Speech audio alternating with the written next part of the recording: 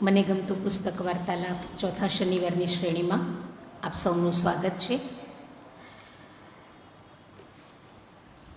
આપ સૌ જે ઉપસ્થિત રહ્યા છો એનું, ઓનલાઈન જે જોડાયા હશે એનું, અને આવતીકાલ પછી યુટ્યુબ પર જેઓ જોશે એ સૌને પુસ્તકાલય પરિવાર તરફથી આવકારું છું.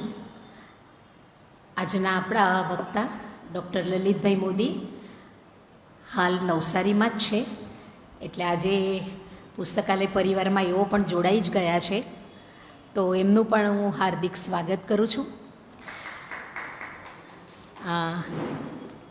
એઓ નવસારીના આપણી એગ્રીકલ્ચર યુનિવર્સિટીમાં એઓ કાર્ય કરી રહ્યા છે.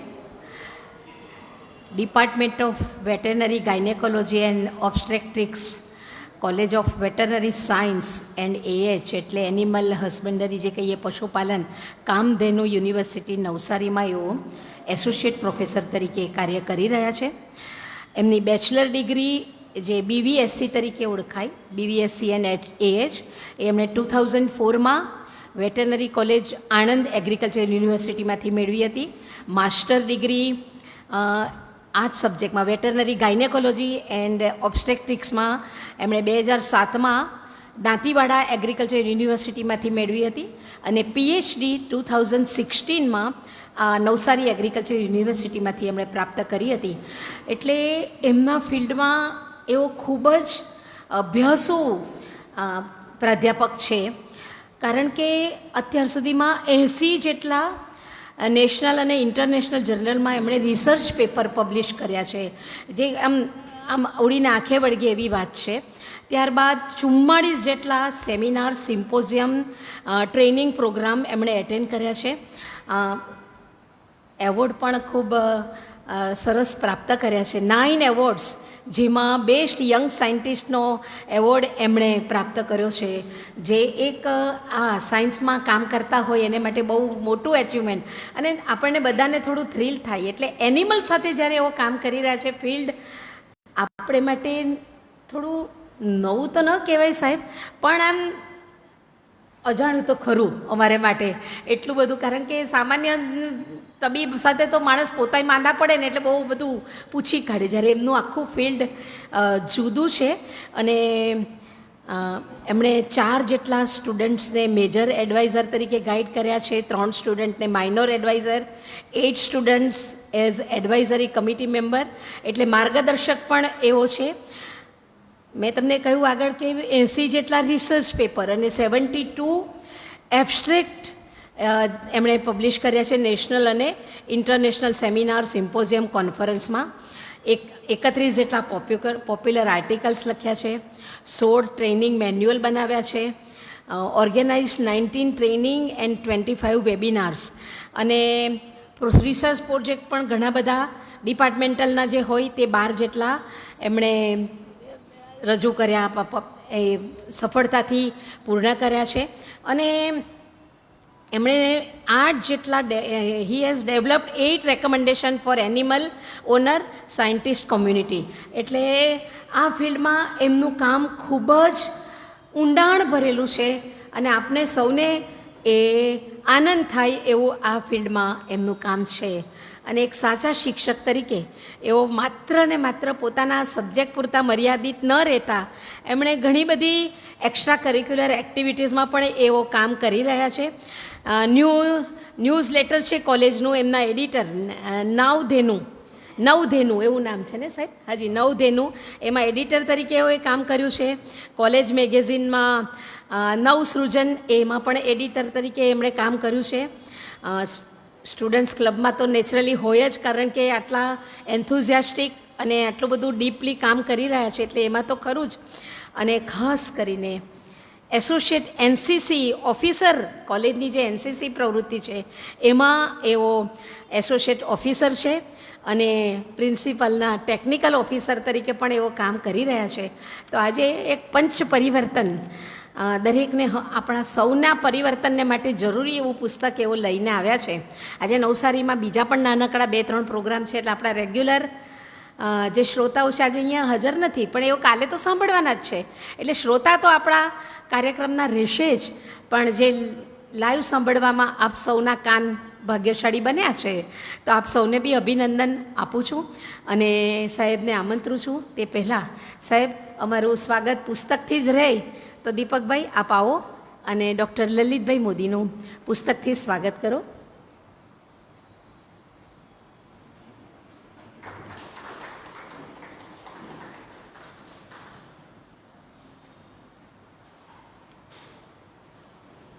હું અગાઉથી જ એક વાત જણાવી દઉં કે આ કમિટમેન્ટ હતું એમનું, એટલે અહીં આવ્યા છો ને બીજું કમિટમેન્ટ આવી ગયું છે એમનું, એટલે રાત્રે 8 વાગે પાછા નીકળવાના છે, છતાં સયાજી વૈભવ લાઇબ્રેરી અને પુસ્તક અને સમાજને કંઈક આપવું છે.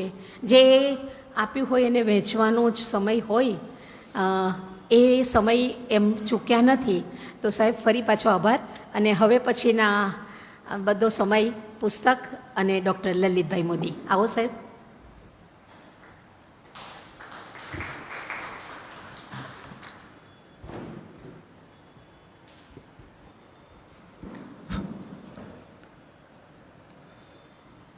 नमस्कार। परिचय इंसान का नहीं होता है, परिचय काम का होता है। और मैं इसी में मानता हूँ और इसी को अपना ध्येय बना के मैं आगे बढ़ रहा हूँ। सबसे पहले तो सयाजी वैभव पुस्तकालय के सारे कर्मचारीगण, आगेवानगण और जिसने भी ये पूरी इवेंट शुरू की है पुस्तक परिचय, उनको मैं बधाई देता हूँ और उनका आभार व्यक्त करता हूँ कि आपने मुझे इस मंच के लिए चुना है और मुझे यहाँ अपने विचार प्रस्तुत करने हेतु, और ख़ास करके मेरा जो प्रिय पुस्तक है पंच परिवर्तन, जिसके बारे में मैं आपको बताऊंगा, मुझे यहाँ बोलने के लिए मौका दिया। Sir thank you very much, मैं आपका आभारी। पुस्तक की जब आप बात करते हैं तो ऐसा बोला गया है कि पृथ्वी पे हमारे जीवन में अगर सबसे अच्छा दोस्त हमारा कोई होता है तो पुस्तक होता है, वो किताब होता है, वो कभी झूठ नहीं बोलता। तो ऐसी ही एक किताब है जिसका नाम है पंच परिवर्तन, और जिसको लिखने वाले जो है वो है जगराम सिंह। महज 96 पन्नों की ये पुस्तक है, लेकिन जब मैंने इसको पढ़ा तो मेरा एक दिन निकल गया। अब जब मैंने उसको समझा, पढ़ाई और समझने में बहुत ज़्यादा अंतर होता है, अभी हिसाब से वही बात हो रही थी। पढ़ने के लिए कोई ज़्यादा वक्त नहीं लगता, लेकिन समझने के लिए मुझे 1 महीना लग गया। तो मुझे लगा कि ये जो लेखक जो है वो कितना सोचते हैं, कितना अभ्यास करते हैं, ऐसे तो लिख नहीं पाते, लिखने के लिए हमें कुछ चाहिए होता है। तो जो पंच परिवर्तन की बात वो कर रहे हैं, और वो पुस्तक का पूरा परिचय मैं आपको शायद न दे पाऊँ, लेकिन उनका जो हार्द है, जो हमें समझना है, उनकी जो बात है मैं आपको ज़रूर आज बताऊंगा।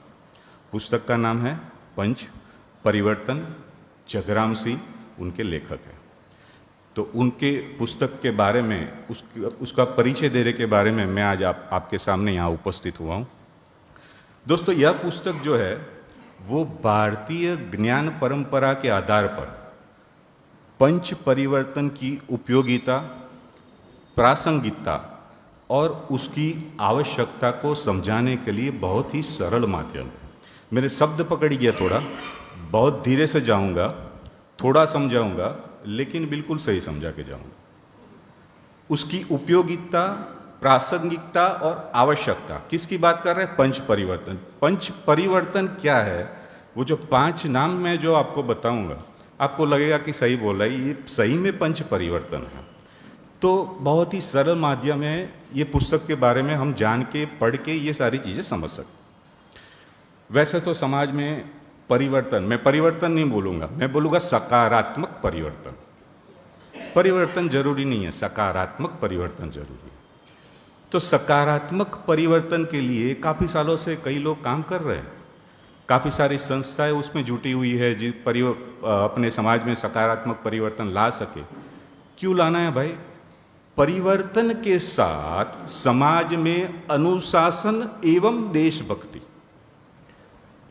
समाज है लेकिन अनुशासित नहीं है, समाज है लेकिन देशभक्ति की भावना नहीं। इसलिए मैं ये सेंटेंस बोल रहा हूँ कि अनुशासन और देशभक्ति के साथ हमारे समाज को समझाने के लिए, हमारे युवा वर्ग को तैयार करने के लिए, तो भाई क्यों तैयार करना है? युवा वर्ग को अगर वो अनुशासित हो गए, देशभक्ति की ओत प्रोत हो गए, भावनाओं के साथ आगे बढ़ेंगे, तो देश को वो ऊपर ले जाने में, देश को आगे बढ़ाने में वो अपना योगदान जरूर से ज़्यादा दे पाएंगे। तो अनुशासित होना बहुत ही आवश्यक है। अब पंच परिवर्तन बताता हूँ। पंच परिवर्तन क्या है? उसमें 5 आयाम है। उसमें 5 आयाम है। आप सुनोगे आपको लगेगा हाँ ये तो मुझे पता था, लेकिन वो 5 आयाम कहाँ जाके हमें कैसे यूज़ करने हैं वो ही पुस्तक में बताया गया है। तो सबसे पहला जो आयाम है उसको बोलते हैं स्व का बोध माने स्वदेशी। स्व का बोध माने स्वदेशी। दूसरा है पर्यावरण। तीसरा है कुटुंब प्रबोधन। चौथा है सामाजिक समरसता। और 5वां अति आवश्यक आप लोगों के लिए नागरिक कर्तव्य, जिसके आधार पे आप लोग यहाँ बैठे हैं। आप अपना कर्तव्य समझ के यहाँ आए हैं। जो भी ऑनलाइन सुन रहे हैं वो भी समझ रहे हैं ये मेरा कर्तव्य है, मैं कुछ अच्छी चीज़ें सोचूं। तो ये 5 आयाम जो है उसको मिला के बोलते हैं पंच परिवर्तन। स्वता बोध माने स्वदेशी, नागरिक कर्तव्य, पर्यावरण, सामाजिक समरसता और कुटुंब प्रबोधन। ये पंच परिवर्तन है। ये पंच परिवर्तन को हमें समाज में ले जाना है। ये पंच परिवर्तन को समाज में ले जाना है। इस कार्यक्रम को सही से उपयोग करना है, तब जाके हम राष्ट्र निर्माण की भावना और राष्ट्र निर्माण को सही से कर पाएंगे। जगराम जी हमें ये बता रहे हैं। ये संक्षिप्त में बता रहा हूँ, बाद में आगे से पूरा बताऊंगा। तो सबसे पहले बताए, छोटे सी बात हम करें तो स्व। तो स्व के बोध से क्या होगा? स्व के बोध से नागरिक अपने कर्तव्य के प्रति सजाग होंगे। स्व बहुत लंबी चीज है, बहुत बड़ी चीज है। स्व हम स्वदेशी के बारे में बात करते हैं ना, तो सामान्यतः हमें यह लगता है कि बाबा रामदेव या अपने made in India. This is not like that.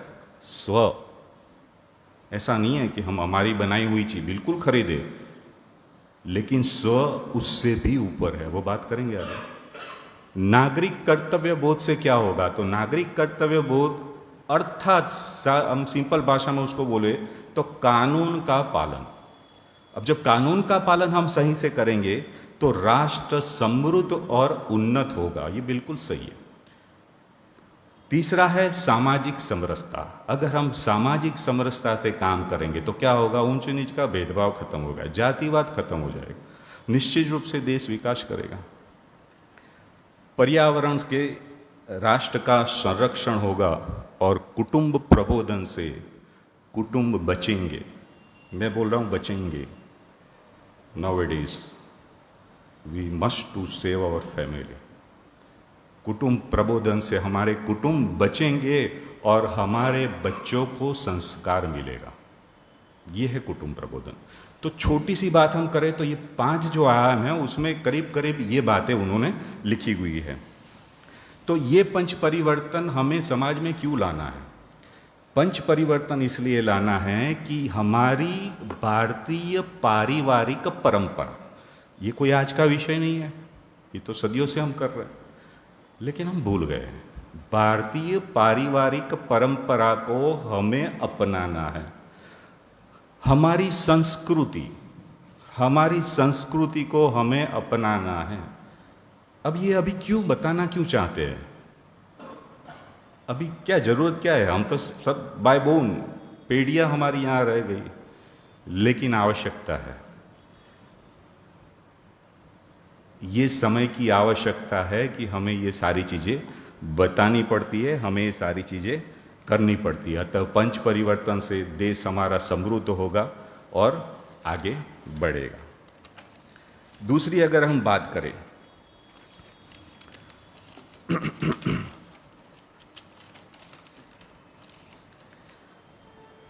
तो इनका व्याप हमें बढ़ाना है समाज में।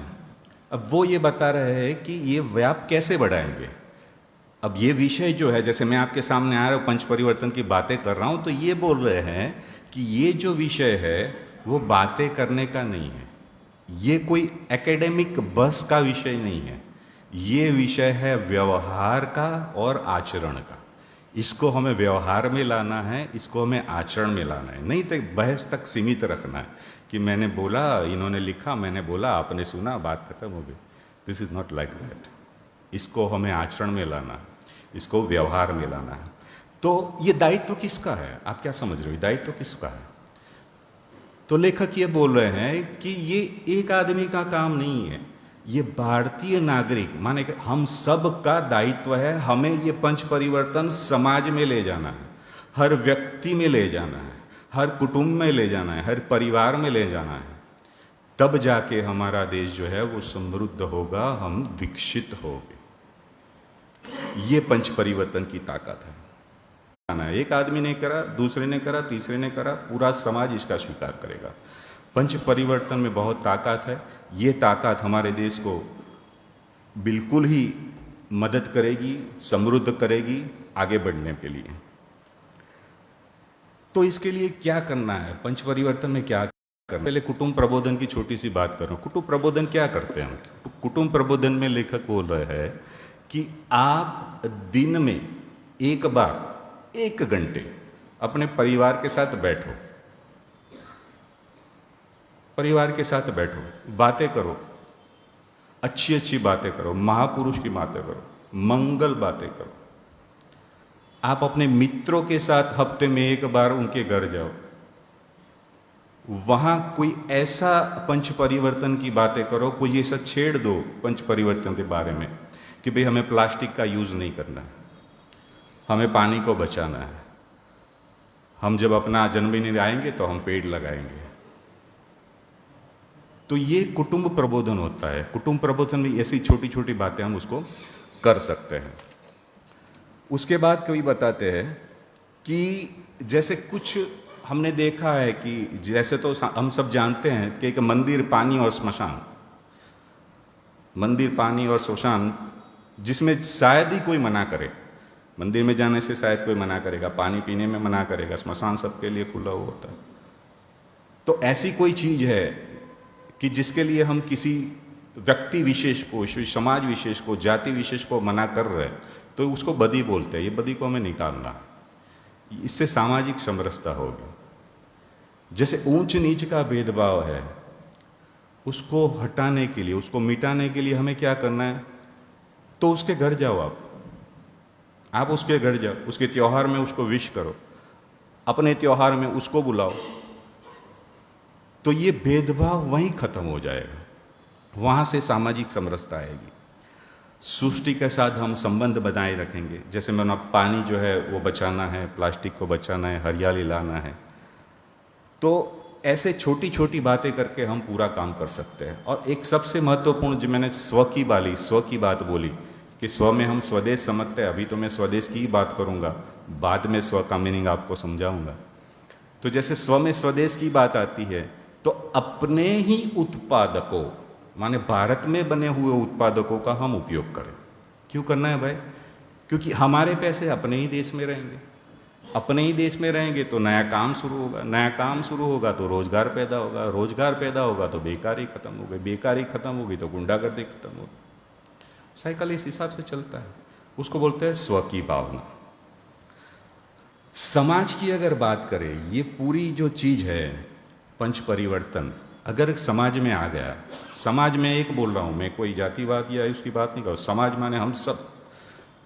अगर समाज में एकता है, थोड़ा समझिएगा, समाज में एकता है, सजगता है और सभी दिशा में निस्वार्थ उद्यम करने की क्षमता है, जनहितकारी शासन है, वह जनोन्मुख प्रशासन है। स्व के अधिष्ठान पर खड़े होकर परस्पर सहयोग पूर्वक प्रशासन करते रहेंगे, तभी हमारा राष्ट्रबल जो है वो वैभव संपन्न होगा। समाज पूरा इकट्ठा हो, समाज निष्ठा के साथ काम करे, हर दिशा में काम करे और स्व के आधार पर खड़ा हो, तो हमारे राष्ट्र को वैभव लाने से कोई नहीं रोक सकता। राष्ट्र में जब बल हो और वैभव हो और उसके साथ हमारी सनातन संस्कृति हो, सनातन संस्कृति माने वसुधैव कुटुंबकम,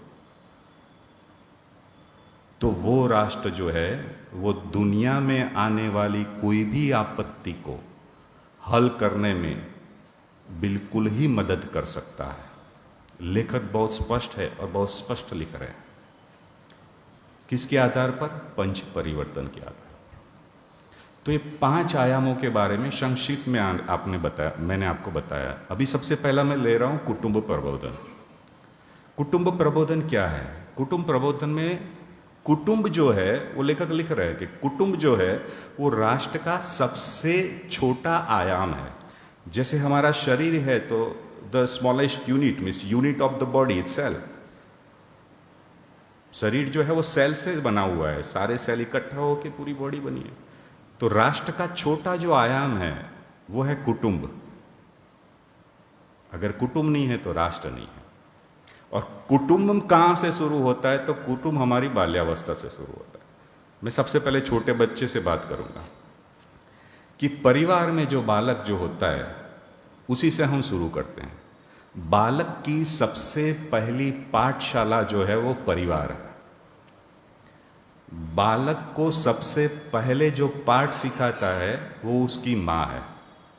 माँ का चुम्बन जो है वो सबसे पहला उसका पाठ है। बाप का प्यार जो है वो सबसे पहले उसका प्यार है।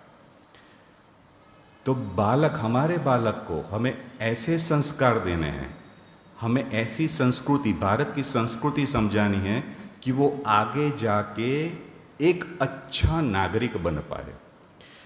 मैं कॉलेज में पढ़ाता हूँ, मैं मेरे स्टूडेंट को हमेशा ही बोलता हूँ कि मेरा तो हो चुका। टीचर जो है ना, मेरे टीचर मुझसे कहते थे कि टीचर जो है वो फुल स्टॉप है, टीचर है फुल स्टॉप है, मैं टीचर ही रहूँगा। लेकिन अगर आपको आगे बढ़ना है तो आप अलग अलग दिशाओं में जाएंगे। जहाँ मैंने पढ़ा लिया, कोई मास्टर डिग्री करेगा, कोई सर्जरी में करेगा, कोई गायनेक में करेगा, कोई आईएएस बनेगा, कोई कलेक्टर, कोई जीपीएससी की एग्जाम में क्लियर होगा। तो आयाम बढ़ गए उनके। मैं तो यहीं का रही हूँ, आप जाओगे दूसरों को पढ़ाऊंगा, दूसरे जाएंगे तीसरों को पढ़ाऊंगा। तो ये पूरा आप देश का भविष्य हो। आगे जाके मेरा ही स्टूडेंट आईएएस ऑफिसर बन गया, कलेक्टर बन गया, नवसारी में आ गया, तो उसी को पूरा नवसारी डिस्ट्रिक्ट चलाना है। तो इसी हिसाब से बोलते हैं बच्चे जो है, यूथ जो है वो देश का भविष्य है। तो देश का भविष्य हमें अगर संवारना है तो हमें अपने बालक को सही दिशा में ले जाना होगा। तो लेखक ने बहुत सारी उसमें चर्चा की हुई है, बहुत सारी बातें लिखी हुई है। संक्षिप्त में आपको उस बातों को मैं समझाने की कोशिश करता हूँ। तो एक तो बालक में कर्तव्य पालन की भावना हमें लानी है, नैतिकता लानी है, सहनशीलता लानी है, प्रामाणिकता लानी है। ये सारी चीज़ें हमें बालक में लानी है। अब बालक में कैसे लाएंगे? तो जगराम जी ये बोल रहे हैं कि परिवार हमारा है, माता पिता घर में जिस प्रकार से व्यवहार करेंगे, बच्चे उसी व्यवहार को अपने आचरण में लाएंगे। बच्चे सीखते कहाँ से है? बच्चे सुन के सीखते हैं, बच्चे देख के सीखते हैं।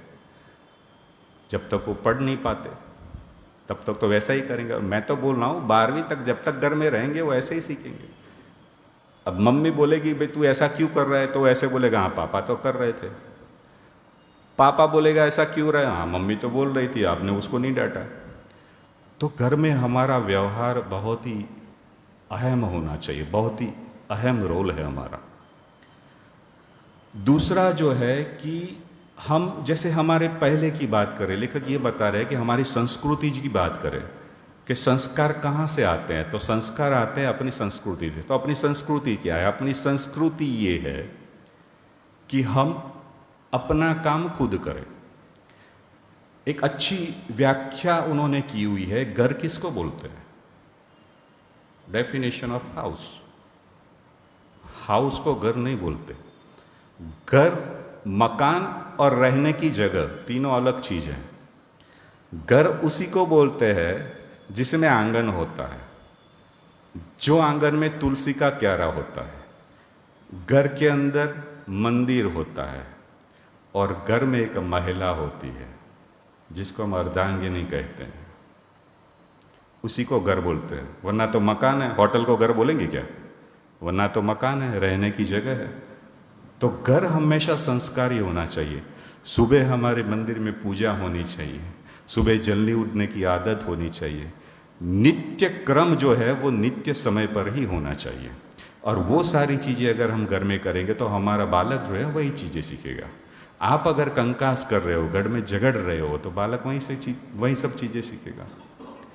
तो बालक में संस्कार लाने के लिए हमें और क्या करना होता है? तो लेखक बोल रहे हैं कि आप, जैसे हमारे वेदों में भी कहा गया है कि साल में एक बार यज्ञ करवाओ, साल में एक बार यज्ञ करवाओ, नियमित पूजा पाठ करो, जो भी आपके इष्ट देव है उनका पूजा अर्चना करो, परिवार के साथ घुल मिल के रहो।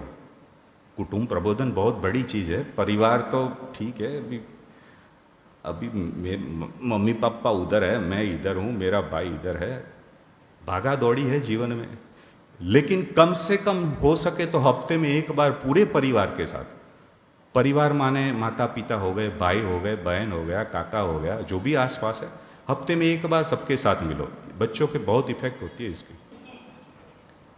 लेखक बोल रहे हैं कि परिवार को साथ में लेके चलोगे, संस्कार के जीवन बिताओगे, तो आपके बच्चे बिल्कुल ही संस्कारी पैदा होंगे। अब कभी कभी ये भी होता है कि भाई कुछ बच्चे जो होते हैं बिगड़ जाते हैं, कुछ बच्चे जो होते हैं बिगड़ जाते हैं। तो ऐसे बिगड़े बच्चों के लिए माता पिता ही सबसे बड़ी औषधि है, वहीं उनको सही राह दिखा सकते हैं। तो भाई एक बात हमारे दिमाग में आती है कि भाई जुवेनाइल कोर्ट होती है, ये होती है, लेकिन लेखक ये बोल रहा है कि अगर बाढ़ आ रही है, पानी की बाढ़ आ रही है, अगर वो खेतों में घुस रही है, तो सीधी सी बात है खेत बर्बाद होने वाले हैं। लेकिन उसी बाढ़ को अगर हम मोड़ दे दे और उसी पानी को नहर में छोड़ दे, तो वो पानी खेत के लिए काम आ सकता है। तो सीधी सी बात है, जो भी हाइपर है, जिसको हम हाइपर एक्टिव बोलते हैं, तो ऐसे जो बच्चे हैं कभी कभी गलती कर देते हैं। उसका मतलब ये थोड़े है उसको मोड़ो आप, जैसे बाढ़ के पानी को मोड़ा, नहर में ला दिया, बच्चों को मोड़ो, आ जाएंगे। तो बच्चे हमारे देश का भविष्य है।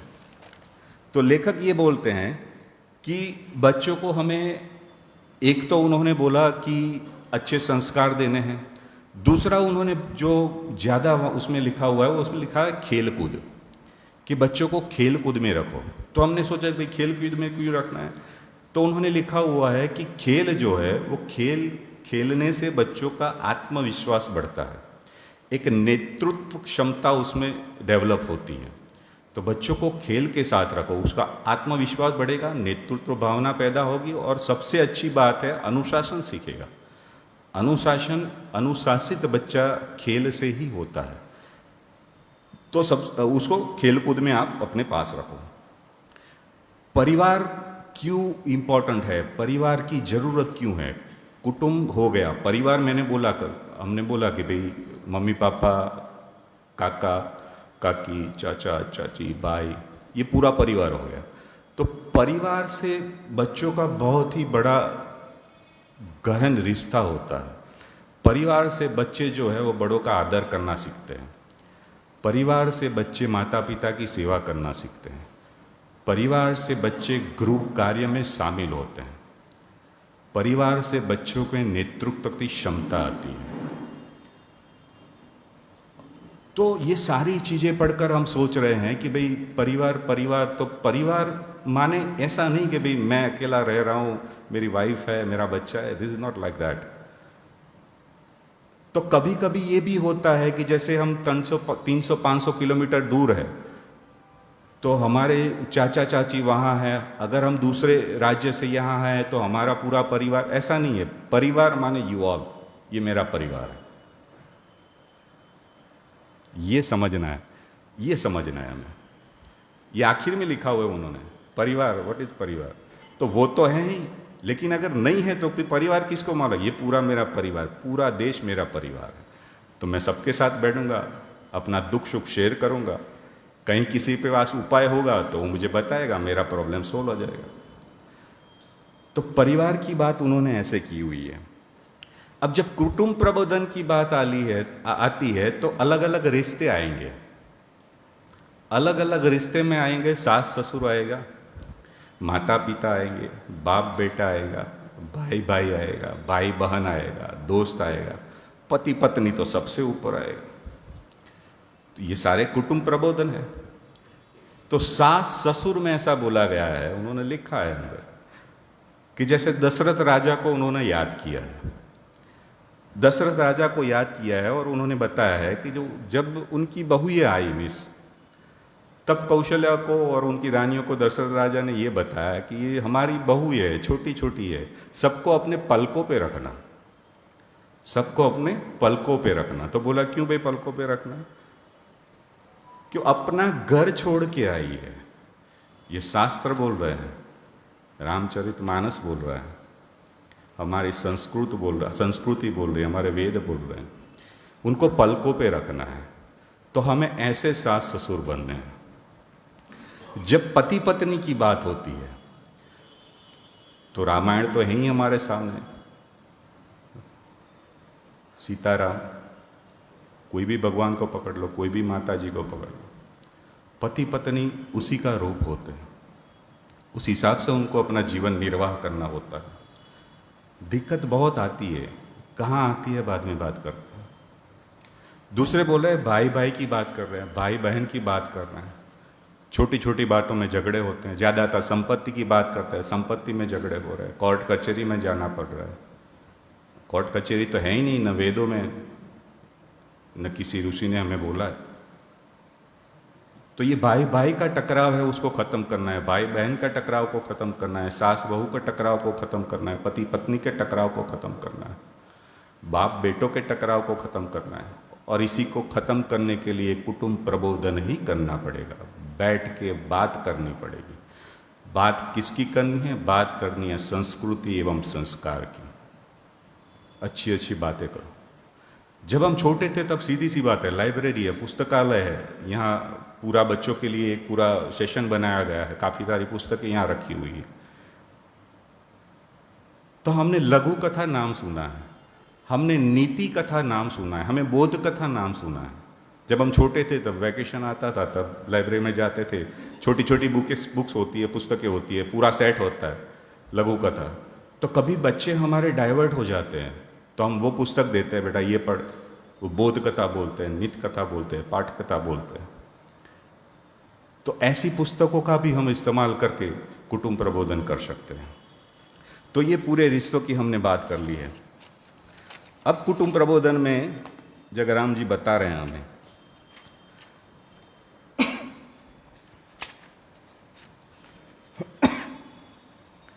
अब थोड़ी सी बात जो है वो जाएगी जो हम समझ रहे हैं। मैं जैसे ही आपको आपके सामने ये बात रखूंगा, आप तुरंत समझ जाओगे। एक उदारीकरण है, एक निजीकरण है और एक वैश्वीकरण है। उदारता अच्छी चीज़ है, उसमें कोई बुरा नहीं है, बोल रहे हैं। उदारीकरण, निजीकरण और वैश्वीकरण एक सार्वभौम सच्चाई है। मिस हर धरती पे ये सारी सच्चाई है। हमें दिक्कत क्या है? हमें दिक्कत है पश्चिम प्रेमी उपभोक्तावाद की। मैं शब्द पकड़िए मेरा, उपभोक्तावाद, पश्चिम प्रेमी उपभोक्तावाद। बहुत अच्छी बात कही है उन्होंने। उपभोग, हम बोलते हैं भोग, अगर आप बात को समझो तो हम बोलते हैं भोग, यहाँ बोला है उपभोग। पश्चिम संस्कृति, पश्चिम संस्कृति, हमारी संस्कृति पूरी अलग है। जैसे मैंने बताया कि घर किसको बोलते हैं, घर के आगे आंगन होता है, आंगन में तुलसी होती है, घर में मंदिर होती है, महिला होती है, उसको घर बोलते हैं। अभी हम घर कैसे बना रहे हैं? अभी कहीं किसी घर के कई घर में आंगन नहीं है, जमीन में पहला माड़, दूसरा माड़, तीसरा माड़। तो कहाँ से देखा हमने? ये पाश्चात्य संस्कृति है। और वहाँ क्यों आंगन नहीं रहते? वहाँ आंगन इसलिए नहीं रहते कि वहाँ ठंड पड़ती है। और यहाँ क्यों आंगन चाहिए? क्योंकि यहाँ गर्मी है, कर्क वृत्त हमारे भारत से पसार हो रहा है, तो यहाँ गर्मी है, इसलिए हमारे यहाँ आंगन चाहिए। लेकिन हम सोच नहीं रहे, हम बस देख ले, अनुकरण कर रहे। अब बात हो रही है उपभोक्तावाद की। उपभोक्तावाद क्या है? उपभोक्तावाद ये बता रहा है, लेखक लिख रहा है कि अबाध और अंध उपभोग। अबाध, अबाध माने किसी को उसने बाध नहीं रखा है। अबाध और अंध उपभोग, और उपभोग के बाद निर्मम परित्याग। एक तो कोई लिमिटेशन नहीं है, उपभोग किया, त्याग कर दिया। ये वहाँ होता है, हमारी संस्कार और संस्कृति में नहीं होता। लेकिन हम पाश्चात्य संस्कृति के साथ चल रहे हैं। ये कुटुंब प्रबोधन तोड़ रहा है, ये हमारे परिवार को तोड़ रहा है। तो कुटुंब प्रबोधन हमें इस कारण से करना है, वो हमें लेखक बता रहा है। दूसरा लिख रहा है कि परिवार का आधार विवाह पे है। विवाह अत्यंत निजी चीज है, लेकिन कंपलसरी है, करने वाली चीज है। मैं नहीं बोल रहा, संस्कार बोल रहा है, संस्कृति बोल रही है। अब विवाह में क्या दिक्कत आ रही है, ये क्यों लिखना पड़ रहा है विवाह के बारे में? तो विवाह के बारे में वो ये बता रहे हैं कि विवाह समय पे हो जाना चाहिए। मैं कुटुंब प्रबोधन में ही अभी रहा हूँ। विवाह जो है वो सही समय पर हो जाना चाहिए। लेकिन अभी क्या हो रहा है? अभी ये हो रहा है कि मेरा बेटा इतना पढ़ा हुआ है, मुझे इतनी पढ़ी हुई लड़की चाहिए, मेरी बेटी इतनी पढ़ी हुई है, मेरा बेटा इतना पढ़ा हुआ चाहिए। तो जो उनकी सूची होती है कि हमें ये चाहिए, वो चाहिए, ये चाहिए, वो चाहिए, वो सूची होती है। वो तो सूची के हिसाब से जो पात्र उन्हें मिलना है उसमें ही उम्र निकल जाती है। अब वो उम्र जब निकल जाती है तो उसमें जो उसको संस्कार और संस्कृति की समझ लेनी है वो फिर नहीं ले पाते। अगर बूढ़े होके बच्चों का काम करेंगे तो भी अच्छा नहीं है, बच्चे बूढ़ों का काम करेंगे तो भी अच्छा नहीं है। जो आश्रम हमारे संस्कृति में बताए गए तो उस आश्रम से हिसाब से ही हमें काम करना है और जीवन उसी हिसाब से चलता है। तो विवाह अत्यंत ही उपयोगी चीज है। विवाह सही समय पे सही पात्र के साथ होना अनिवार्य है।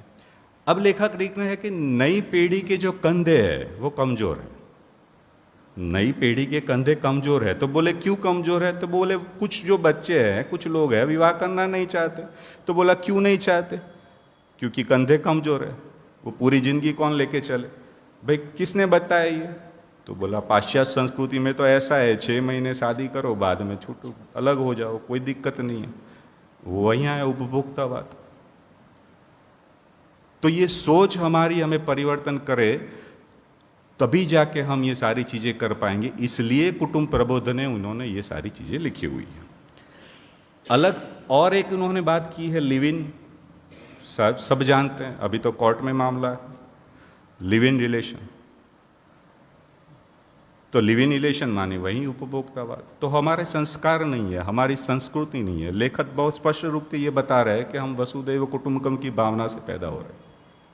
हमारे लिए सब एक है, पूरा विश्व हमारा कुटुंब है। लेकिन लिव इन जो है वो उपभोक्तावाद बता रहा है। हमारे यहाँ 4 आश्रम की बात की हुई है, ब्रह्मचर्य आश्रम, गृहस्थाश्रम, वानप्रस्थ आश्रम और संन्यास आश्रम। तो ये 4 आश्रमों से हिसाब से हमें काम करना ही है।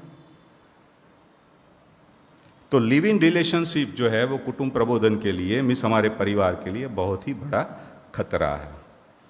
बाद में लेखक ये बता रहे हैं कि परिवार में माता पिता को चाहे एक ही संतान हो, परिवार में माता पिता को चाहे एक ही संतान हो, लेकिन माता पिता संतुष्ट है। माता पिता ये समझ के संतुष्ट है कि मेरा बेटा जो है वो टॉपर है, मेरा बेटा टॉपर है। लेखक ये बोल रहे हैं कि अगर आप पढ़ाई में अच्छे हो तो उसका मतलब ये नहीं है कि आप अच्छे नागरिक हो।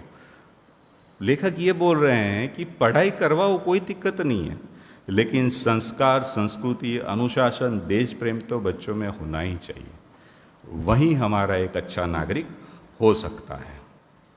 एक सीधी सी बात लेखक बताता है कि भाई बहन में झगड़ा होता है, भाई भाई में झगड़ा होता है, कोर्ट में जाते हैं। अभी तो सिचुएशन ऐसी है, पेपर में हम पढ़ रहे हैं, बेटे ने बाप पे केस कर लिया, बाप ने बेटे पे केस कर लिया। तो ये सब क्यों होता है?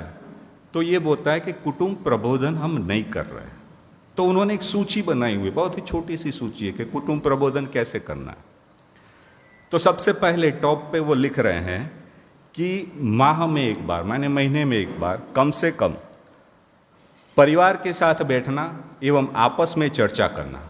परिवार के साथ आप माह में एक बार बैठो, महीने में एक बार बैठो, आप चर्चा करो, सुख दुख की चर्चा करो, और हो सके तो सॉल्यूशन निकल आए।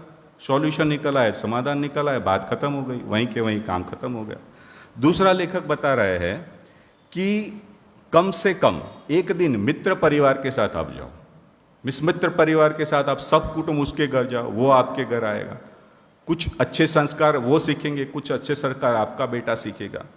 तो ये कुटुंब प्रबोधन में उन्होंने लिया है। एक अच्छी बात उन्होंने की है जो हम सभी अभी स्वीकार करेंगे कि जैसे टीवी और मोबाइल, जब भी देखो मोबाइल लेके बैठे, जब भी देखो फ्री टाइम में टीवी खोल के बैठे, तो क्या है, बच्चे बाहर नहीं जाते तो खेलते नहीं। कभी कभी नहीं, मैं बिल्कुल सही बोल रहा हूँ कि ऐसे भी परिवार है जिसको ये नहीं मालूम कि उसके पड़ोसी में कौन है। इसलिए लेखक लिख रहा है, नहीं जरूरी है, हम विरोध नहीं कर रहे, जरूरी है, टेक्नोलॉजी इज वेरी इंपॉर्टेंट, लेकिन सही उपयोग करो। जहां जरूरी नहीं है बाहर जाओ, सुख दुख की बातें करो, रोगी की सेवा करो, सामाजिक सेवा करो। यही बात लेखक बता रहे हैं। और एक बात बहुत अच्छे से बता रहे हैं कि साहित्य का वांचन होना चाहिए। दिन में आधा घंटा, 1 घंटा, 15 मिनट, 20 मिनट, जैसे अपने पास समय हो, कुछ ना कुछ अच्छा साहित्य जो है उसका आप वांचन करो दिन में एक बार। उसके बाद वह बता रहे हैं कि कुछ हमारे, जैसे अभी तो काफ़ी कुछ आगे बढ़ा है, अच्छा काम हो रहा है, जैसे हमारा बर्थडे आ रहा है जिसको हम जन्मदिन बोलते हैं। तो जन्मदिन जो हमारा है वो केक काट के, कैंडल जला के ऐसे मत सेलिब्रेट करो। उत्सव ऐसे नहीं होता। उसको समाज सेवा में ले जाओ। जिन्हें कहाँ जाके हम वृक्ष बोले, वृक्षारोपण कर दे, कहीं जाके हम कुछ, हमारे अगर क्षमता है तो हम समाज सेवा करें। तो अपना जन्मदिन जो है वो आप ऐसे सेलिब्रेट करो, जन्मदिन को ऐसे मनाओ। उसके बाद वो बोलते हैं, जैसे ये भी बात बिल्कुल सही है कि बहुत ही स्ट्रिक्ट हमारा पूरा दिन का शेड्यूल होता है, तो आपाधापी बहुत होती है। तो शायद ही कुछ ऐसे परिवार होंगे जो 2 वक्त अपने पूरे परिवार के साथ खाना खा सकते हैं। ये इसमें मैं भी शामिल हूं, मैं 1 वक्त ही खा सकता हूं।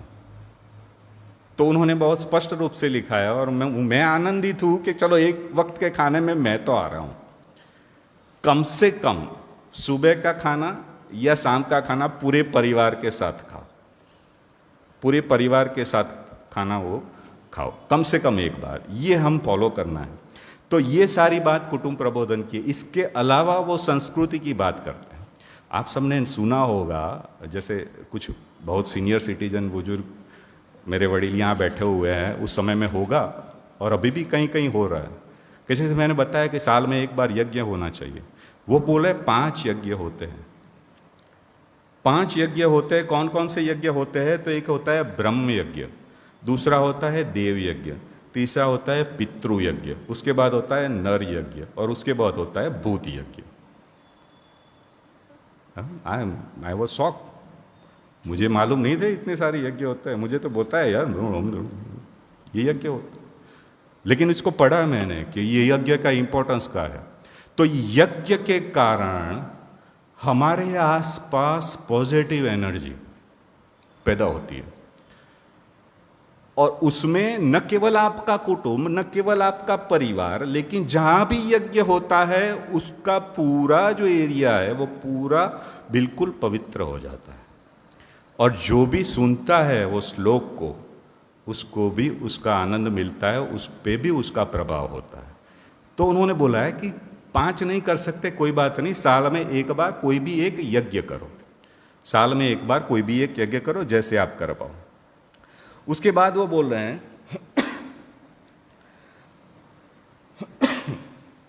कि जैसे कुछ संस्कार है हमारे, ये सारी कुटुंब प्रबोधन की बात है, जैसे कुछ संस्कार है हमारे, जैसे हम खाते थे, तो जब मुझे याद है कि जब खाना खाते बैठते थे तो एक जो निवाला है वो सबसे पहले हम साइड में रख देते थे। तो मम्मी को पूछता था कि क्यों ये निवाला क्यों वेस्ट कर रहे हो, तो बोला ये निवाला गाय का है। लेखक बता रहे हैं, जगराम जी बता रहे हैं कि हम पहले 5 निवाले जो है वो साइड में रखते थे। तो काय के लिए? एक गाय के लिए, एक कुत्ते के लिए, एक धरती माता के लिए, एक हमारे पूर्वज के लिए। तो ये हमारे संस्कार है, एक हमारी संस्कृति है। लेखक ये बोल रहे हैं कि जैसे हमारा रसोई घर है, जैसे हमारा रसोई घर है ना, तो रसोई घर में 800 से ज़्यादा, मोर देन 800 से ज़्यादा खाने की चीज़ें बनती थी इन पास्ट। अब लेखक ये चीज़ से संतुष्ट नहीं है कि अभी हम 4 दिन पुराने मैदे की रोटी खा रहे हैं। 4 दिन पुरानी मैदे की रोटी खा रहे हैं। हमारा जो इतिहास है, हमारी चिकित्सा पद्धति है, हमारी शिक्षा पद्धति है, वो अविस्मरणीय है, लेकिन हमें भूलने पे मजबूर किया गया। अब छोटी सी बात स्व की कर देता हूँ। मैंने बोला स्व बहुत बड़ी चीज़ है। स्व ऐसा नहीं है कि भाई स्वदेश में जो चीज़ बनती है उसको परचेज करो, उसको लो, पैसा देश में रहेगा, ऐसा नहीं है। स्व माने क्या है? मेरा देश, मेरा मुल्क, मेरा देश, मेरा ये वतन, मेरा भारत, श्रेष्ठ भारत, महान भारत, ताकतवर भारत, ये स्व की भावना। इसको लेखक बोला है कि ये स्व की भावना है। और बहुत अच्छे से उन्होंने ये चीज़ें हमें बताई है कि जब हम गुलामी में थे, जब हम गुलाम थे, अंग्रेजों ने राज किया, आक्रांताओं ने राज किया, वो बहुत बड़ी लिस्ट है, अलग पूरा विषय हो जाएगा। तो जब आक्रांताओं ने हम पे राज किया, मीन्स हम जब गुलामी की अवस्था में थे, तो उन्होंने सबसे पहले हमारे स्व पे चोट दी। और हमारा स्व क्या है? हमारा स्व ये है हमारी संस्कृति और हमारा संस्कार। और हमारी संस्कृति क्या है? हमारी संस्कृति जो है वो हमारे तीर्थ स्थल है, और हमारे संस्कार जो है वो हमारी विद्या है। उन्होंने पुराणों को जला दिया, उन्होंने हमारे तीर्थ स्थलों को नष्ट कर दिया, तब जाके हमें चोट लगी, तब जाके हमें चोट लगी। ये होता है स्व, वरना तोड़ नहीं पाते वो। डिवाइड एंड रूल क्या है? डिवाइड एंड रूल आप समझ सके हो मेरी बात को। ऐसे नहीं तोड़ पाए, उन्होंने स्व पे चोट की। और स्व क्या है? हमारी संस्कार और संस्कृति है। अधिकांश आक्रांताओं ने सबसे पहले क्या हुआ? हमारे सांस्कृतिक प्रतीकों को तोड़ दिया। सांस्कृतिक प्रतीक हम जानते हैं, अयोध्या, काशी, सोमनाथ। हमारी विद्या पे नुकसान किया, तक्षशिला, नालंदा जला दी, हजारों पुस्तक। ये स्व है। दूसरा लेखक ये बता रहे हैं कि एक शिक्षा पद्धति के बारे में सुना होगा, लॉर्ड मैकोलो के बारे में सुना होगा। बहुत लंबी स्टोरी है, बहुत छोटी सी बात करूंगा। लॉर्ड मैकोलो ने हमारी शिक्षा पद्धति चेंज कर दी। हमारी शिक्षा पद्धति क्या थी? आश्रम थे। हमारी शिक्षा पद्धति में आश्रम थे। अब स्व की भावना को तोड़ने के लिए उन्होंने क्या किया? उन्होंने हमारी शिक्षा पद्धति चेंज की, लॉर्ड मैकोलो। और लॉर्ड मैकोलो ने ये रिटर्न में लिखा है, लेखक बता रहे हैं कि उन्होंने ऐसा लिखा है कि अगर ये शिक्षा पद्धति 30 साल चलेगी तो पूरा भारत जो है वो कन्वर्ट हो जाएगा। अंग्रेजों ने हिंदू का मतलब पूरा बदल दिया। What is Hindu? Hinduism. What is Hinduism? Hindu क्या है? हिंदू कोई धर्म नहीं है। हिंदू जीवन जीने की पद्धति है। और हमें पूजा पाठ के नाम से पूरा सेपरेट कर दिया, पूरा अलग कर दिया। हिंदू जो है वो जीवन जीने की पद्धति है। वो बता रहे हैं कि हम भारत में आए तो भारत तो पूरा भारत था ही नहीं। भारत तो पूरा अलग अलग था, यहाँ राजा थे, वहाँ राजा थे, यहाँ राजा, हमने सबको ये राज्य को मिलाया। वो ऐसा बता रहे हैं। ऐसा नहीं है, लेखक बता रहे कि ऐसा है ही नहीं, और है ही भी नहीं। वो राजा भले ही अलग अलग थे, लेकिन स्व से जुड़ा हुआ था। वो अखंड भारत था, वो पूरा स्व से जुड़ा हुआ था। तो काफ़ी सारे ऐसे विमर्श जो है वो उन्होंने पैदा किए, और हम समझे नहीं लेकिन अब समझ रहे हैं। वो बहुत अच्छी बात कर रहे हैं कि राष्ट्र जो है वो सर्वोपरि है, राष्ट्र की भावना सर्वोपरि है। उन्होंने एक बात ये भी बताई कि जब वास्को दी गामा आया पोर्टुगल से कालीकट में, तो वास्को दी गामा जब व्यापार करने के लिए आया, तो क्या आपको ऐसा लग रहा है वो व्यापार करने आए थे? क्या हम ऐसा सोच तक रहे हैं कि व्यापार करने आए थे अंग्रेज? अब अंग्रेजी कोई पुस्तक हम पढ़े तो हम यही सोचेंगे कि भाई वो तो यही बता रहे भारत एक गरीब देश है, भारत एक गरीब देश है। अब गरीब देश है तो अंग्रेज यहाँ क्यों आए भाई? चलो आए, कोई बात नहीं, तो देख के निकल लिए कि भाई यहाँ तो कुछ लेना देना है नहीं, चलो निकल लेते हैं। नहीं निकले, 100 साल राज किया, क्यों किया भाई? एक सीधी सी बात है कि हम समझ सकते हैं पूरी चीज को। तो जब वो यहाँ आए तो उनके साथ ये सारी चीजें वो लेके आए कि हमें यहाँ रहना है, हमें यहाँ हमारा धर्म प्रस्थापित करना है, यहाँ इसको लूट लेना है। तो हमारे देश के जो क्रांतिवीर थे काफी सारे रह गए, जिसके काफी ऐसे हैं जिसके नाम हम नहीं जानते। उसमें एक रानी अबक्का, उसमें रानी अबक्का कालीकट के लिए उन्होंने बहुत लंबा युद्ध किया, वीरांगना है। बहुत सारे ऐसे नाम जिन्होंने चिन्हित किए हुए हैं यहाँ। तो एक बात ये बता रहे हैं। दूसरी बात ये बता रहे हैं कि भारत जो है, मुझे बहुत अच्छी पसंद आई। भारत जो है वो सीधी सी बात उन्होंने की है कि भारत एक भूमि का टुकड़ा नहीं है, हम उपभोक्तावादी नहीं है, ये हमारी कर्म भूमि है, ये हमारी धर्म भूमि है। भारत की भूमि जो है वो हमारी धर्म भूमि है। तो वो धर्म भूमि के बारे में क्यों बता रहे हैं भाई? कि कुछ लोगों ने ऐसा बोला ये तो टुकड़ा है, ये तो वो टुकड़ा है, ये तो ये टुकड़ा है। तो इसलिए उन्होंने लिखा कि ये हमारी कर्म भूमि है, ये हमारी धर्म भूमि है। अब स्व का एक छोटा सा उदाहरण देते हुए वो बोल रहे हैं कि जब 1911 में, पैसे तो पहले आप पढ़ोगे तो प्रेसिडेंसी हुआ करती थी, जब 1911 में बंगाल की प्रेसिडेंसी को तोड़ने की उन्होंने चेष्टा की, विभाजन किया बंगाल को, तब स्व की भावना जागृत हुई, सारे लोग, सारे नागरिक भारत के एक हुए और वो प्रेसिडेंसी को अलग नहीं होने दिया इन 1911। तो स्व में ये ताकत है। 1947 में हम आज़ाद हुए, हमें मालूम है। उसके बाद कई ऐसे देश हैं जो आज़ाद हुए। वो लिख रहे हैं जापान, इजराइल, ब्रिटेन, जर्मनी। अब वो सारे विकसित देश हो गए, हम अभी भी विकासशील है। मुझे पढ़ के कुछ हंसी भी आ रही है और बात तो सही है। वो सारे विकसित देश हो गए, हम विकासशील है अभी, हमारे बाद वो आज़ाद हुए। तो बोले भाई ऐसा क्यों हुआ? तो बता रहे हैं कि उन्होंने स्व की भावना को जागृत किया, स्व की भावना को जागृत किया, तभी जाके ये सारी चीज़ें वो कर पाए। और हम अभी प्रयास कर रहे हैं कि स्व की भावना को जागृत करो। ये समझो कि ये मेरा देश है, ये मेरी धरती है, ये मेरा घर है, ये मेरे लोग हैं, ये मेरे देश का नियम है, ये मेरे देश का कानून है, ये मेरा देश है, मैं ये करूँगा तो ऐसा होगा, ऐसा करूँगा तो ऐसा होगा। स्व की भावना जागृत नहीं कर पाए, तभी हम अभी तक पूरे स्वतंत्र नहीं हो पाए। एक छोटी सी बात और करूँगा।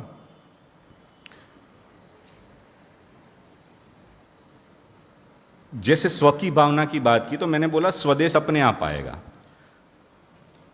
स्व की भावना हम समझ गए कि स्व की भावना क्या है, ये मेरा है, ये मेरा देश है, मेरा मुल्क है, हमारा इतिहास हमें जानना है, उस पर हमें गर्व करना है।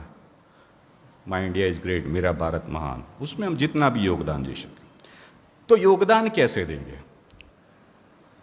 योगदान देने के लिए पंच परिवर्तन जरूरी है। जैसे कानून व्यवस्था की बात करते हैं, नागरिक कर्तव्य, हम ऐसा बोल रहे हैं कि ये मेरा हक है। कहीं भी कुछ होगा है ना, तो हम ऐसा बोलते हैं नहीं नहीं नहीं, आ तो मारो अधिकार है, ये मेरा हक है। अब हक की बात करेंगे तो भाई फर्ज की बात कौन करेगा? हक ने फर्ज, सिक्का ने बे बाजू, हम पढ़े हुए हैं, ये सिक्के के दो पहलू है, हक और फर्ज।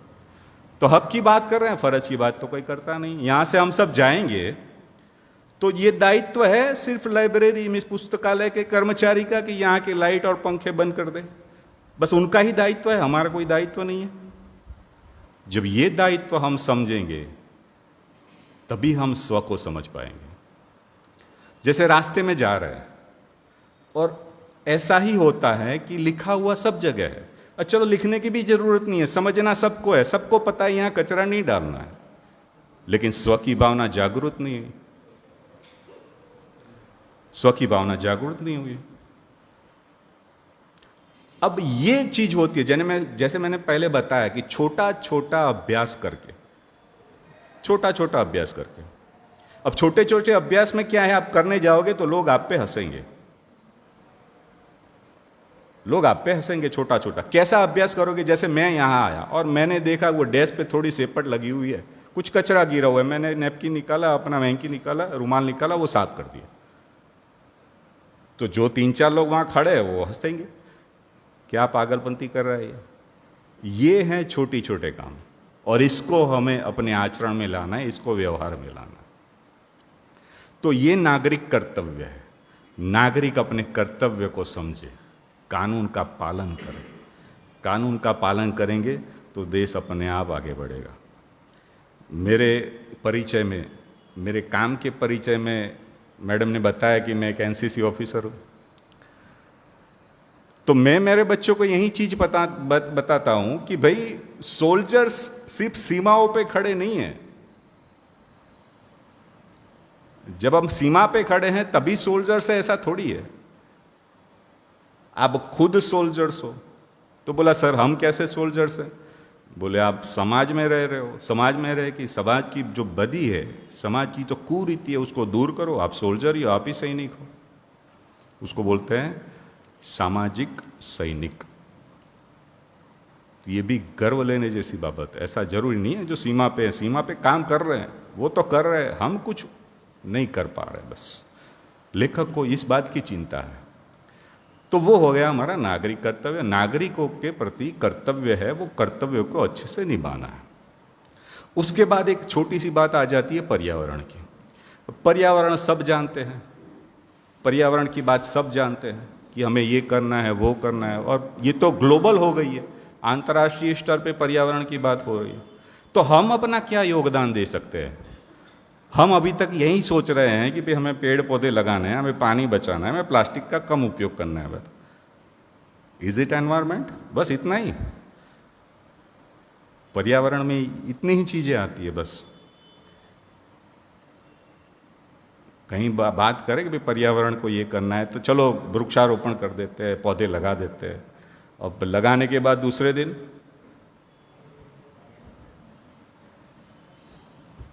तो पर्यावरण ऐसे नहीं होगा। पर्यावरण ऐसे होगा कि जिसकी हम रिस्पॉन्सिबिलिटी, जवाबदारी ले रहे हैं, जो पेड़ लगा रहे हैं वो पेड़ उसको बड़ा करना है। पानी का सदुपयोग करें, दुरुपयोग न करें। अब पानी यहाँ है, साउथ गुजरात चिरापूंजी बोली जाती है, यहाँ तो 6 महीने तक बारिश होती है। आप बनासकाठा में जाओ, आप कच्छ में जाओ, आपको पता चले पानी, व्हाट इज वाटर।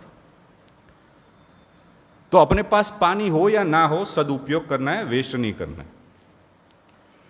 और प्लास्टिक बहुत बड़ी मुहिम चली हुई है।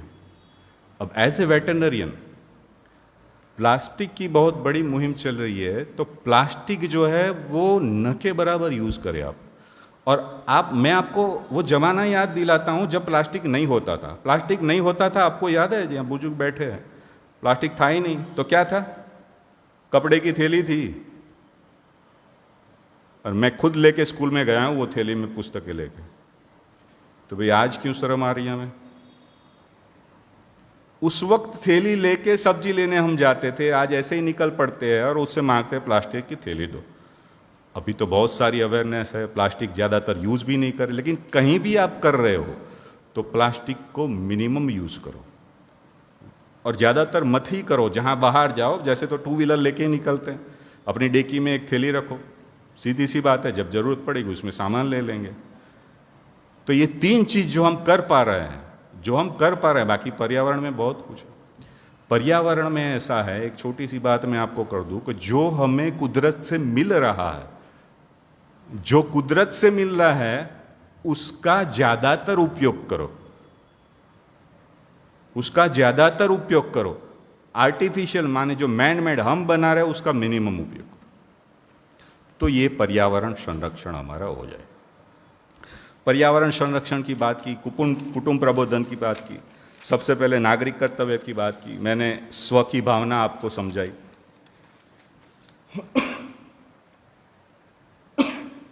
छोटी सी बात करूंगा सामाजिक समरसता में लेखक बोल रहे हैं कि मैंने पहले बताया कि भाई पूरा परिवार है, ये परिवार की भावना से हमें आगे बढ़ना है। अगर कहीं ऊंच नीच है तो उसको मिटाओ, उसके आप घर जाओ, आपके घर उनके फैमिली को बुलाओ। एक बिल्कुल सीधी बात कर रहे हैं लेखक, आप उनके फैमिली को बुलाओ, आप उनके घर जाओ, अपने आप सामाजिक समरसता आ जाएगी। कहीं मैंने सुना है, आपने डॉम शब्द सुना है? ये पुस्तक में नहीं है, ये अलग पुस्तक में। डॉम किसे बोलते हैं? डॉम इसे बोलते हैं, जैसे स्मशान में हम जाते हैं ना, स्मशान में देह होता है, वो देह को जलाते हैं हम उसको तो उसके साथ एक आदमी खड़ा होता है जो आपको बताता है आप ये करो, वो करो, ये करो, उसको बोलते हैं डॉम। तो एक जमाने में जब हम राजा थे, सब सारे हमारा अलग अलग रजवाड़े थे, तो काफी सारे राजा थे वो डॉम थे।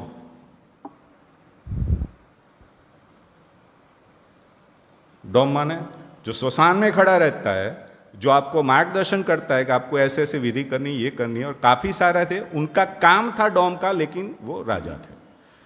तो भाई इतने बड़ी आदमी अगर इतना कर सकते हैं तो आप और मैं तो क्या चीज है? सामाजिक समरसता वैसे ही है, ऊंच नीच का भेदभाव ही नहीं, जाति का कोई भेदभाव ही नहीं है।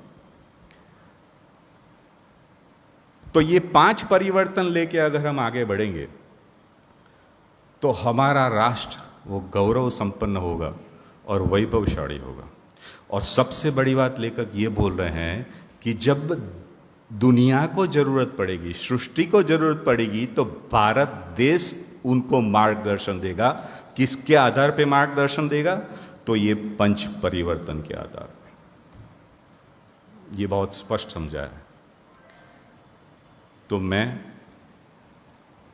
अंत में आपसे यही विनती करूंगा कि 5 परिवर्तन की एक पुस्तक को आप पढ़े, मेरा अनुरोध है, समझे और दूसरों को भी प्रेरित करें कि ये 5 परिवर्तन की पुस्तक पढ़े।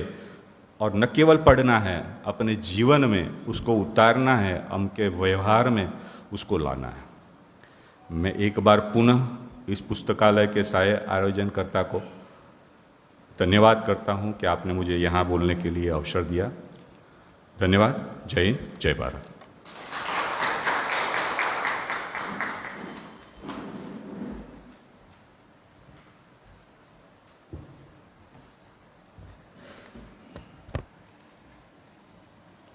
સર સારું લાગ્યું, ઘણું સારું લાગ્યું હિન્દીમાં સાંભળવાનું.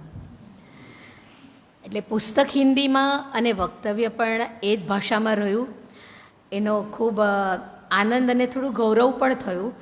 એટલે અને સ્વની વાતો અને ઘણી બધી વાતો સરે થોડી બધી એમ થોડી જાણીતી લાગે પણ જરા જુદી રીતે આપણી સામે પીરસાયેલી છે અને સચોટતાથી પીરસાયેલી છે. એટલે હજી થોડો સમય છે. આપ સૌને હું આ મંચ આપું તે પહેલાં અરુંધતીબેનનો પણ આભાર માનું કે આંગળી ચીંધી છે. અહીંયા આવ્યા નથી કદાચ આજે, પણ અરુંધતીબેન દેસાઈની આંગળી ચીંધી છે અને અમે ડૉક્ટર લલિતભાઈને આજે પ્રાપ્ત કરી શક્યા છે. કારણ કે આ પરિવારમાં બધા જ જોડાયેલા રહે એટલે કોઈક આ સાહેબ એટલું મોટું વિશાળ આપણું હવે ફલક થયું છે. એટલે આવી રીતે અમને વક્તા મળતા રહે છે અને તે રીતે અમારી કોર કમિટીનો પણ આભાર. આપનામાંથી પણ કોઈ અહીંયા આવી શકો, આવી રીતે આંગળી ચીંધ્યાનું પુણ્ય પણ લઈ શકો અને જાતે પણ અહીંયા આવી શકો. એટલે આ એક કહેવાય ને કે પેટ છૂટી વાત એવી આપની સમક્ષ મૂકી છે. પણ આપનું કંઈ પૂરક ચર્ચા હોય, પ્રશ્નોત્તરી હોય તો મંચ આપને માટે ખુલ્લો છે. 15 મિનિટ છે આપણી પાસે, તો જરા ઝડપથી પ્રશ્નોત્તરી માટે આપ આગળ આવો. કારણ કે આ વ્યવહારની વાતો છે, આમાં આપણા સૌએ જીવનમાં ઉતારવાની વાતો છે. આપણા મગજ પરથી આપણા બધા બાળકો પસાર થઈ ગયા હશે, આપણું ઘર પસાર થઈ ગયું હશે, આપણું આજુબાજુનું વાતાવરણ પસાર થઈ ગયું હશે, એ બધું દેખાયું હશે કે આપણે આમાં ક્યાંથી શરૂઆત કરવાની અથવા અહીંયાથી બહાર નીકળીએ ત્યાંથી જ શરૂઆત કરવાની વાતો છે આ. એટલે મંચ આપ સૌને માટે ખુલ્લો છે. હાજી.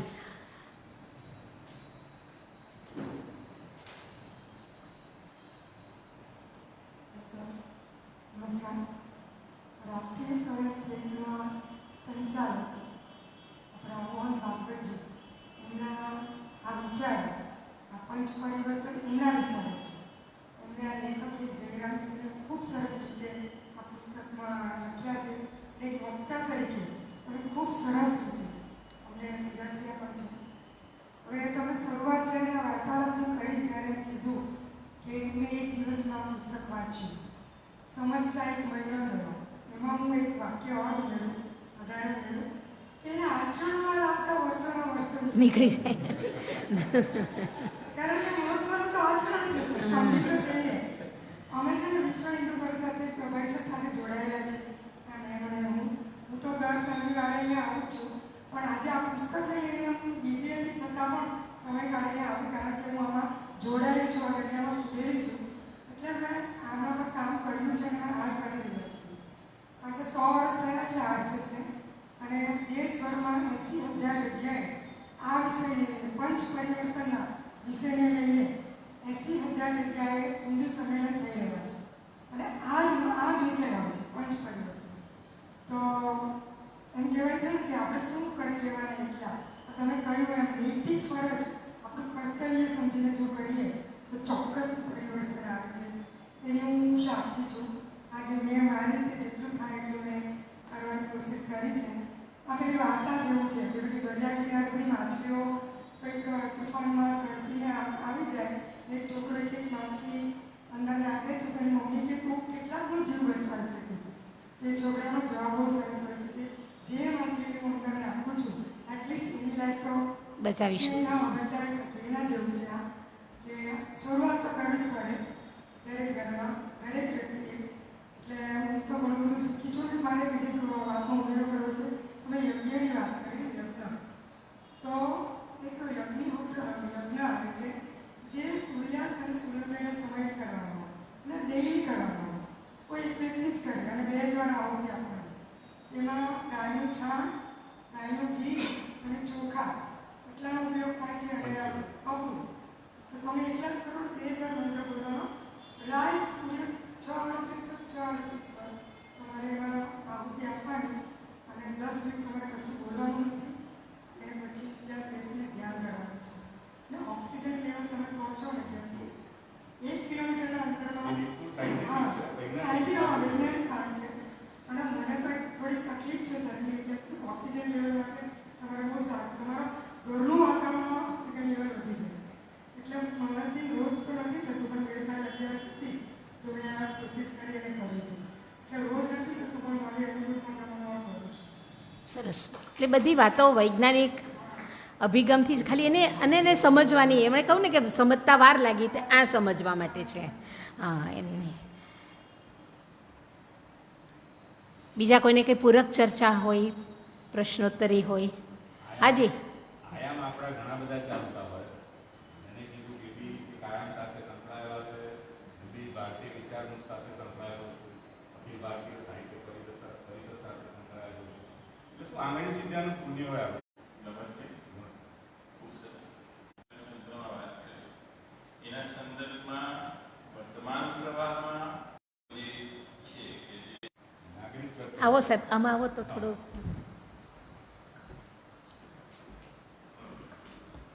નાગરિક કર્તવ્યમાં જે મેં વાત કરી છે એ એક સીધી વસ્તુ છે, સીધી લાઈનમાં છે કે ભાઈ નાગરિકનું કર્તવ્ય. હવે હાલના સમયમાં શું જરૂરી છે કે કયા વસ્તુ આપણને ઇફેક્ટ કરે છે, દેશની પ્રગતિમાં નડે છે, તો હાલના સમયમાં એટલું જ નડે છે કે આપણે જાણીએ છીએ છતાં અજાણ છીએ. બસ આ મારે એક જ વાક્યને એક જ જવાબ છે, આપણે જાણીએ છીએ છતાં અજાણ છીએ. બસ એ અજાણતા જે છે એ દૂર કરવાની છે, જે જાણીએ છીએ એમાં સાહસ કરવાનું છે. ખબર બધાને બધી જ છે કે શું સાચું છે, you must to implement it. એક વખત સાહસ કરો. મેં ના કીધું આંગણી ચીધ્યાનું પૂછે, ગમતું નથી આ વસ્તુ મારી સોસાયટીમાં થાય છે ધર્મેશભાઈ, મને ગમતી નથી, પણ હવે કોણ જઈને પેલા ભાઈને કહે? આ ઉદાહરણ તમને આપું, કોણ જઈને એને કહે? પણ એક દિવસ ઈચ્છા થઈ કે ચાલો ભાઈ હું નીકળું છું, તો મારી પાછળ બીજા 50 જણા એને ઊભા રહેશે. ખપો જોઈએ છે. તો સાહેબ આની પછાડી પૃષ્ઠભૂમિકા એવી પણ બની શકે, તમે જે કહ્યું સંસ્કૃતિ અને સંસ્કાર તો એની પૃષ્ઠભૂમિકા હોઈ શકે. બિલકુલ હોઈ શકે. એ તો મેન આપણો પાયો જ છે સંસ્કૃતિ અને સંસ્કારનો. સંસ્કૃતિ અને સંસ્કાર પકડીને ચાલીએ તો કોઈ પ્રોબ્લેમ જ નથી. અને કાનૂન વ્યવસ્થા એટલા માટે જ બનાવેલી છે. કાનૂન વ્યવસ્થા બી આપણી સુસજ્જ છે, એનું પાલન કરીએ અને જે સમજીએ છીએ એને ઇમ્પ્લિમેન્ટ કરીએ એટલે ત્યાં વાત પૂરી થાય. જાણો છો ને અજાણ બનો છો એ છોડી દેવાનું છે. એટલે નાગરિક કર્તવ્ય એમાં આવી જાય છે. યજ્ઞની જે વાત થઈ તમે જે 5 એ મને નહીં આપને, માઈક આપને. મારી જાણ મુજબ એ યજ્ઞ શ્રીમદ ભગવદ્ ગીતામાં પણ એનો ઉલ્લેખ છે. બિલકુલ બિલકુલ. એટલે એ બી એક આપણો સંસ્કાર હા, વેદ પુરાણ સંસ્કાર સંસ્કૃતિ જેનો કોઈ જોટો નથી. લેખક એક વાત કરી છે, સમયનો થોડો અભાવ હતો એટલે બહુ નહીં કહી શકો.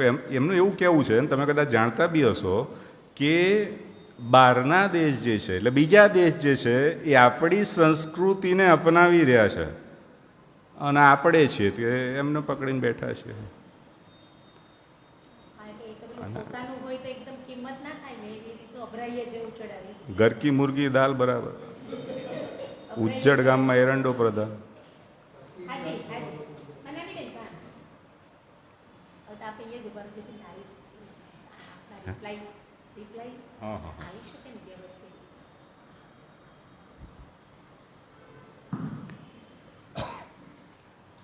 સેન્સિટિવ મુદ્દો છે. સામાજિક સમરસતા લોકોને સમજાતું નથી. એનો દરેક લોકો લાભ લઈ જાય છે જ્ઞાતિ જાતિનો લાભ. આમ જરા દરેક લઈ હિન્દુ એક છે એવું બધું લોકોને સમજાતું નથી. તો એ એટલો સમય લાગશે કે શાના લીધે એવું સમજાતું નથી. સામાજિક સમરસતા અરે, ખૂબ સરસ છે ધર્મેશભાઈ.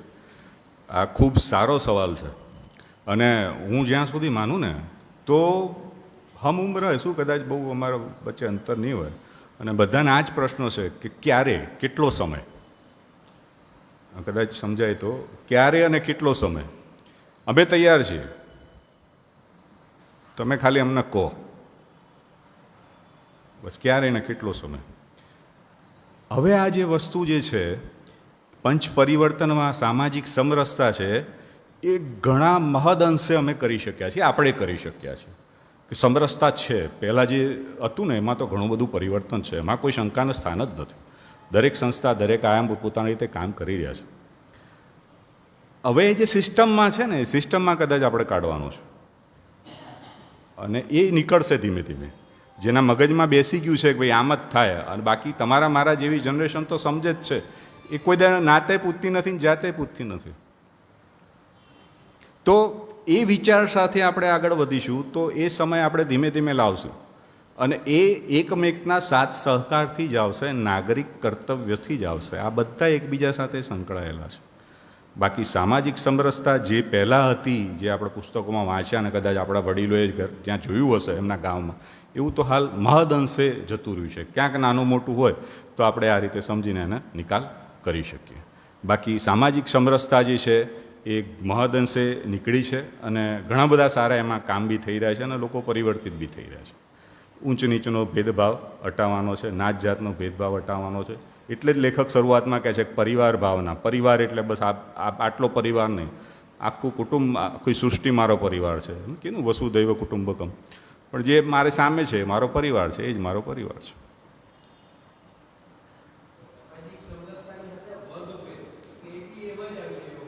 વર્ગ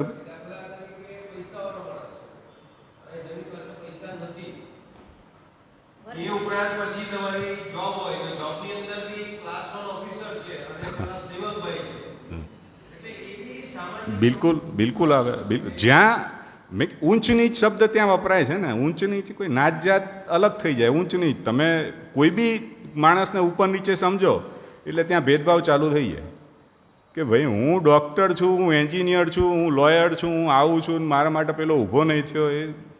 એનો મતલબ એ સમરસતા જ નથી. હવે વધી રહ્યું છે. આ જે વસ્તુ છે જાતિ ભેદભાવ બરાબર છે કે એમાં તો ઘણું બધું પણ આ જે વર્ગનો વિગ્રહ અથવા વર્ગભેદ બહુ વધી રહ્યો વર્ગફેર વધી રહ્યો. તમે કહો એ પ્રમાણે પૈસાવાળો છે એ એમ કહે કે ભાઈ આ નાનો નોકરી કરે છે, કંઈ નહીં, સાથે મળીને એ બી પણ પ્રયત્ન કરે. અને જે તમે કીધું કે સામાજિક જે અત્યારે ગુંડાગર્દી અથવા બધું તો એમાં બી આનું કારણ વધારે છે વર્ગભેદ. પણ એ જ વાત મેં કરી ને, આપણે નાગરિક કર્તવ્ય છે આપણા માટે ખૂબ અગત્યનું છે. સાથ સહકાર વગર ક્યારેય કશું જ થશે નહીં જ્યાં સુધી. અને એક રાતમાં પરિવર્તન થવાનું નથી, સાથે મળીને જ થવાનું છે. કોઈ એમ કે મેં કરી દીધું એ શક્ય નથી. આપણે કર્યું અને આપણે કરીશું.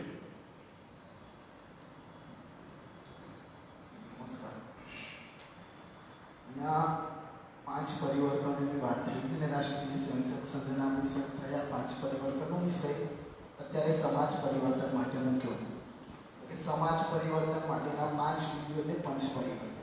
100 વર્ષની સંઘ યાત્રાને આપણે જોઈશું તો સંઘને સમાજે પણ એટલો સત્વાર આપ્યો, સમાજે પણ એની ચિંતા કરી. ચાહે રામ મંદિર અભિયાન હોય તો એવું નથી કે આપણા સંઘના સ્વયંસેવકો જોડાયા, સમાજ પણ ઘણો જોડાયો. તો સમાજે સંઘની ચિંતા કરી. એ જ રીતે સંઘે સમાજની ચિંતા કરવા માટે 5 આવશ્યક બિંદુઓની વાત કરી. મારો કોઈ પ્રશ્ન નથી. એક ચર્ચાના સ્વરૂપે મારે એક અહીંયા વાતચીત થઈ તો તેને વાત કરી કે રાષ્ટ્રીય સ્વયંસેવક સંઘ.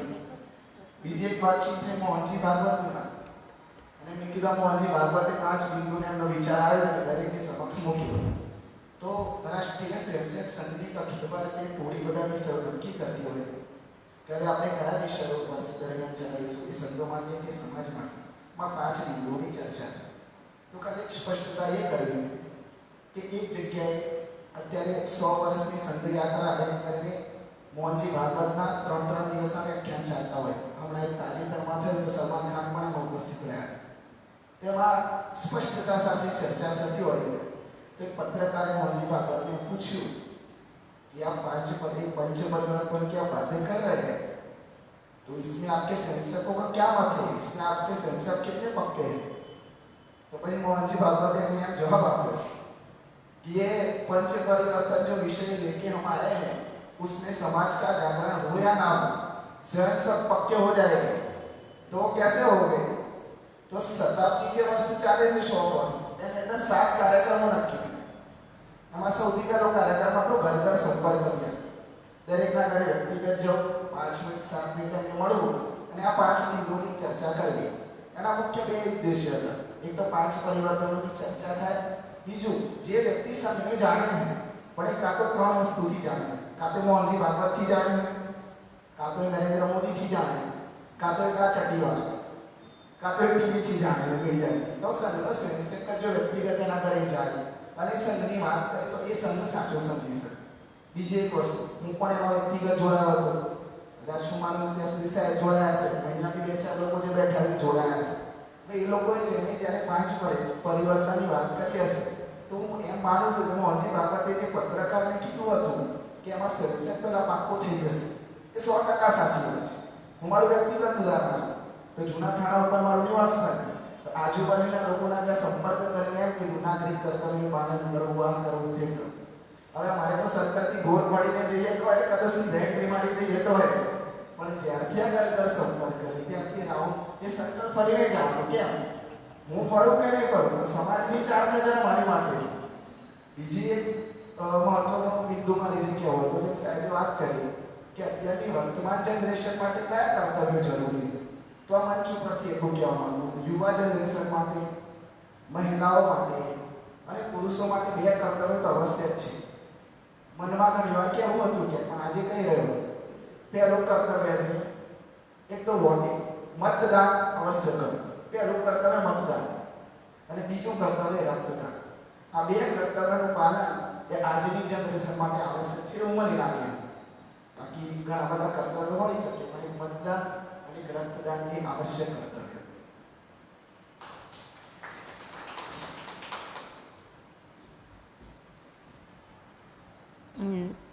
સારી એવી ચર્ચાઓ. હલો, ચર્ચાને વિરામ પણ આપીશું, પણ એ સરસ ચર્ચાઓ થઈ રહી હતી. એમને બી જવાનું છે અને આપણો સમય પણ થઈ રહ્યો છે. તો એક જાહેરાત કે આવતું શનિવાર એટલે અમારો પહેલો શનિવાર, અને અહીંયાથી યુવા વક્તા પોતાનું મને ગમતું પુસ્તક રજૂ કરશે. ફિઝિયોથેરાપિસ્ટ છે સુરતના ડૉક્ટર ચાંદની મહેતા. એમના જ ફાધરે લખેલ ડૉક્ટર શ્યામકુમાર સોનારનું લિખિત કૈલાસના સાનિધ્યમાં એ પુસ્તક અહીંથી રજૂ થશે. એમના પિતાશ્રી પણ અહીંયા હાજર રહેવાના છે. એ પણ એક સારી વાત છે. યુવાઓને સાંભળવાનો લાવો ચૂકશો નહીં, કારણ કે ખૂબ સરસ રીતે અહીંયા ખૂબ સુંદર પુસ્તકો રજૂ થઈ રહ્યા છે. કાલનો તો રવિવાર, સહવાચન પ્રવૃત્તિ બાજપેયી ગાર્ડનમાં, એટલે એમાં પણ આપ આવો. આપના પાસે પુસ્તક હશે તો એ વાંધો નહીં, નહીં હશે તો એ દીપકભાઈ અહીંયાથી આપણે પ્રોવાઈડ કરીએ છીએ.